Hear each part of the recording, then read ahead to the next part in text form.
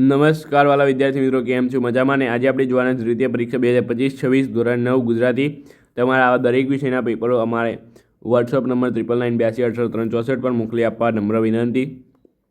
બરાબર, તો અહીંયા તમારે છે તો અહીંયા વિભાગ એ આપણે હવે ચાલુ કરી દઈએ. બરાબર, આપણે વિભાગ એ અહીંયા તમને આપેલો છે. જોડકા જોડવાના છે. સયાજી રાવ શું બોલે છે? એને દહીં બહુ ભાવે છે. આપું શું કરશો? બોરડી ઉછેરશો. માંડરમાં હું મગફળીનો સાદો માટે ચડેલો. અહીંયા અમરત કાકી માટે આવશે. એને દહીં બહુ ભાવે છે. આપું શું કરશો? બોરડી ઉછેરશો. આ સયાજીરાવ બોલે છે કે શું? એવું કંઈ જોઈ લેજો. સયાજીરાવનું હું કંઈ કહેતો નથી. બરાબર, અમરત કાકી મને એને દહીં બહુ ભાવે છે. બરાબર, ત્યાર પછી આગળ આપણે વાત કરીએ તો ખાલી જગ્યા બાબુનો મિત્રો દેવલો સ્વર્ગમાં ખાલી જગ્યા દેવાંશી અપ્સરા બની ગયો કે શું હતું? અહીંયા દેખાતા નથી આગળના, તો દેવાંશી અપ્સરા કહી શકાય. ત્યાર પછી આદિશંકરાચાર્ય ગુજરાતમાં આવેલા ખાલી જગ્યા નામનું છે, તો જોઈ લેજો. ત્યાર પછી એક વાક્યમાં તમારી ઉત્તર છે. ગાંધી ગીતાજી અનુસાર વ્યક્તિને નાની કે મોટી સમય લીધે બને છે. અહીંયા ભાઈએ પેપર તો મોકલ્યું છે, પરંતુ આમાં થોડું કંઈ વંચાતું નથી. 1-2 પ્રશ્નો એવા છે. બરાબર, તો આ જોઈ લેજો ને. ગીતાજી અનુસાર વ્યક્તિ નાની કે મોટી શેના લીધે બને છે એમ અહીંયા છે. બાળ મંદિરોમાં બાળકોને કઈ કઈ ટેવ પાડવામાં આવી રહી છે? ત્યાર પછી 3-4 વાક્યમાં ઉત્તર છે. આ કંઈ એટલા ઇમ્પોર્ટન્ટ પ્રશ્નો નથી. બરાબર, મને તો લાગે છે 2માંથી 1 પણ તમારે પૂછાય નહીં. અલગ અલગ પ્રશ્નો પૂછાય છે કે એક વાક્યમાં. 3-4 વાક્યમાં તમારે છે અહીંયા ઝડપથી પતાવવાના કામો. કેવા કામો માટે લોકો એકબીજાને ત્યાં જાય છે? તો આ કરી લેજો. બરાબર, પૂછાય છે. ગોપાલ બાબાએ શિવાલયની પૂજા કરવાની ના પાડી દીધી. આ પણ પૂછાય છે. બંને આઈએમપી. ત્યાર પછી 8 થી 10 વાક્યમાં તમારે ઉત્તર લખવાના છે.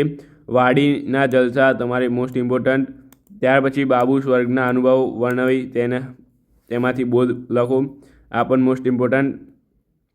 વિભાગ બીની વાત કરીએ તો અહીંયા તમારે જોડકા જોડો અને ફરીથી લખો. સાંજ સમયે સાંભળ્યો અને પછી સાંભળ્યા બોલ્યા. બરાબર, આ બંને તમારે જોઈ લેવાના છે. 2 માર્ક્સ રહેશે. કવિના મતે મનુષ્ય માત્ર દુઃખની દવા ખાલી જગ્યા છે. આત્મબળ કે શું આવે તમારે જવાબ? બરાબર, જે હોય તમે જોઈ લેજો અને આવડતો હોય તો નીચે કમેન્ટ કરો. 11 નંબર બરાબર આત્મબળ એવું. પછી કવિને ખાલી જગ્યા તળપડી બોલીમાં ખાલી જગ્યાની પવિત્રતા દર્શાવી છે, તો એ જોઈ લેજો. કાવ્ય પંક્તિ તમારે અહીંયા છે. મારા સપનામાં ખાલી જગ્યા સુબા. આ પેપર તૈયાર કરી લેજો. આમાંથી જ આવશે વિદ્યાર્થી મિત્રો મોસ્ટ ઓફલી. બરાબર, તો તમારે જોવાનું રહેશે. ત્યાર પછી તમારે છે નીચે આપેલ પ્રશ્નોના 3 થી 4 વાક્યમાં ઉત્તર લખો. અંધકાર સદૈવ પ્રકાશ આપનાર દીપકના ઉદાહરણ દ્વારા કવિ શું કહેવા માગે છે? કવિ પુત્રવધૂને 2 કુળની ઉજાડનારી શા માટે કહે છે? એક વાત કહું વિદ્યાર્થી મિત્રો, આ જેટલી પણ તમારે પંક્તિઓ હોય એટલે કે પંદ વિભાગ હોય, પંદ વિભાગમાંથી તમારે 1 માર્ક્સના પ્રશ્નો કરવાના જ નહીં, કારણ કે પેપરમાં આવતા જ નથી. જો પેપરમાં આવે છે બરાબર 1, 3, 5, 7, 10, 12, 14 ના 1, 3, 5, 7, 9, 11, ત્યાર પછી 13, 15, 17, 19.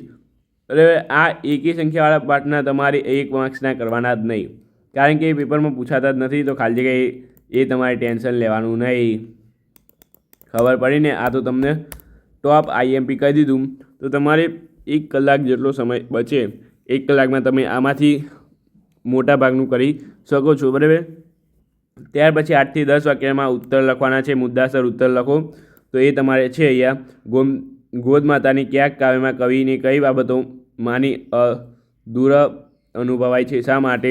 અથવા તમારા બાળપણનો એકાદ અનુભવ તમારા શબ્દોમાં લખવાનો છે. આ જ તમારે બેસ્ટ રહેશે. આવો એક તમારે પ્રશ્ન આવી જશે. વિભાગ સીની વાત કરીએ તો અહીંયા તમારે કારકિર્દી પૂછાય જ છે, કેટલીક વાર પૂછાઈ જ જાય છે આઈએમપી જોડણી માટે. નયન પણ આવે છે, આ પણ આઈએમપી તમને આવડશે જ, બરાબર. તમને આવડશે એવું ટેન્શન લેતા નહીં કે નહીં આવડે, તો આ પણ તમારે મોસ્ટ ઇમ્પોર્ટન્ટ. ત્યાર પછી હેમ શબ્દનો સાચું સમાનાર્થી શબ્દ. ત્યાર પછી સમાસ શબ્દ તમારે ઓળખવાનો છે, ખેતી ખાતું, બરાબર. વાર્ષિક શબ્દમાંથી કયો પ્રત્યય લગાડવામાં આવે છે? વાર્ષિક કયો પ્રત્યય લગાડવામાં આવે છે?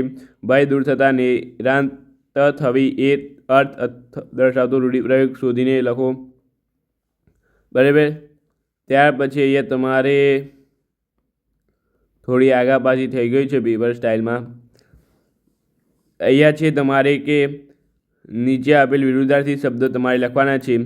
લાભ, બરાબર. લાભ તો નફો, ફાયદો.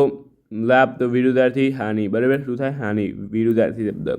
ત્યાર પછી શબ્દ સમૂહ માટે એક શબ્દ લાંબા સમય સુધી યાદ રહે તેવું વાક્યમાં રૂપાંતર કરો. એના સ્નેહની ગંભીરતા વધી ગઈ છે. નિશેષ વાક્ય બનાવો. કૌંસમાં સૂચના મુજબ તમારે વાક્ય પરિવર્તન કરો. હું પરીક્ષા પછી ફરવા જઈશ. કર્મની વાક્ય બનાવો. ત્યાર પછી નીચે આપેલ વાક્યમાંથી રવાનુંકારી શબ્દ શોધીને લખો.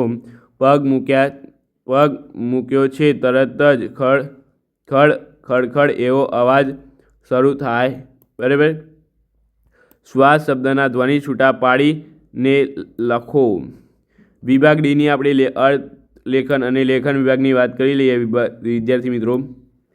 તો અહીંયા છે નમતાથી સ્વ કો ઝુકે, નમતાને બહુ માન, સાગરને નદીઓ ભજે છોડી ઊંચા શ્વાન.